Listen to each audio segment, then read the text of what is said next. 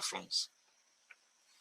En France, le médecin, vous êtes malade, vous allez voir le médecin, il vous dit, ah non, j'ai besoin d'analyse de sang, vous allez au laboratoire, vous analysez, vous rentrez, voir, vous payez encore, il dit, ah non, j'ai besoin d'un complément, vous repartez. Et en Russie, c'est différent, vous entrez dans un cabinet, c'est le médecin qui a la charge de toutes les analyses avant de vous laisser partir. Voilà. En Chine, ils ont un autre système encore, c'est que c'est au médecin de faire en sorte que vous ne tombiez pas malade. Là, c'est encore plus radical. Donc, il vous suit. Il veut savoir ce que vous avez mangé. Combien de légumes vous avez mangé. Combien de gras, de sel, de sucre vous avez mangé. C'est là où ça se joue. Nous, on n'a aucun suivi en Afrique. On n'a pas de médicaments remboursés. Mais en plus, on vient ajouter de l'eau polluée. Et vous êtes surpris que les gens meurent à 40 ans. Ce qu'on ne sait pas chez nous, c'est que l'humain est programmé pour mourir entre 40 et 50 ans. 30 même. Quand on voit les rois de France. Les Cromwell, le 14. Voilà, c'est 30 ans. C'est 30 ans.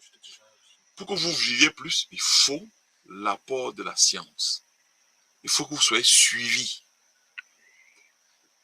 Or, suivi veut dire que quoi? Que vous sachiez ce que vous mangez. Quelle est la qualité de ce que vous mangez, de ce que vous buvez. Moi, je suis devenu cobaye. J'ai séjourné dans plusieurs pays. Et France, Italie, Suisse, Chine, Cameroun.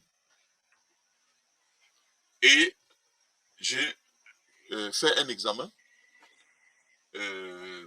qui est un examen qui permet de définir le taux de sel dans vos urines. Ça, c'est un examen où on prélève vos urines pendant 24 heures et on les tient au frigo pour que ça ne puisse pas se fermenter. Et donc, je l'ai fait après un mois dans tous ces pays. Cet examen permet de dire dans quel pays votre alimentation vous rapproche le plus du cimetière. Et vous savez quel était le pays pire de tous ces pays? Le Cameroun. Cet examen permet de savoir le taux de sel dans les urines. L'OMS dit que vous devez avoir au maximum 5 grammes de sel dans vos urines par jour. Au Cameroun, les gens mettent le cube magique, ils ajoutent le sel. Après, sur la table, on ajoute encore le sel. Et je n'ai mangé que les plats du jour dans les restaurants. Donc, je me suis limité à ce que les gens mangent normalement. Vous savez combien de grammes j'avais dans mon sang? 18 grammes. Au-delà de 6 grammes, vous vous empoisonnez. Au Cameroun, 18 grammes. 18 grammes.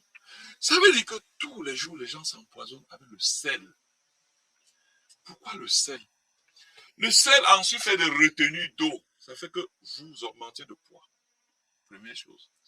Les gens ne savent pas que le poids qu'ils ont, c'est le sel. On leur dit que il faut faire le sport. Oui, le sport, ça vient après. Le sport vient après l'alimentation. Le sel retient l'eau dans l'organisme. C'est ça qui est la première raison du poids. Deuxièmement, le sel va faire que vos poumons vont à la fin se remplir d'eau.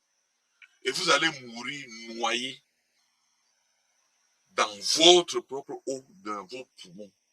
C'est ça la crise cardiaque.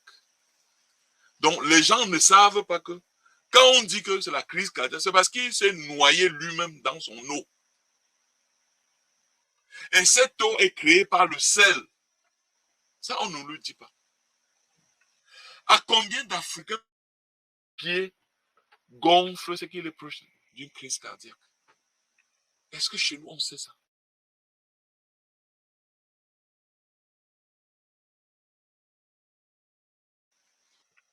J'ai vu des gens au Cameroun, ils sont malades, les pieds ont gonflé, on va voir le dermatologue.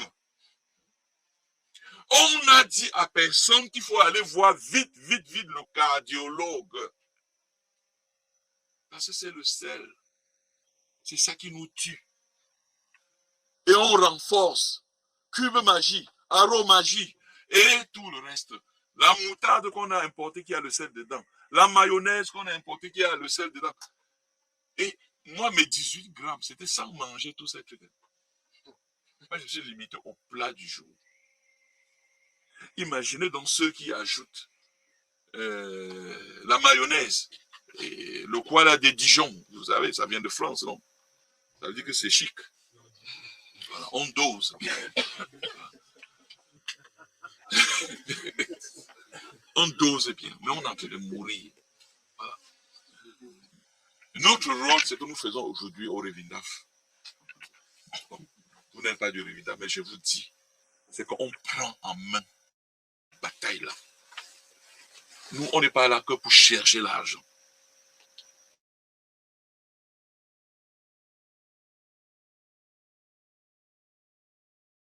Il y a aussi des centenaires parmi nous. Parce que ce n'est pas normal que vous alliez dans la rue africaine, il n'y a aucun vieux. Vous n'avez pas fait attention. Il n'y a pas de vieux en Afrique.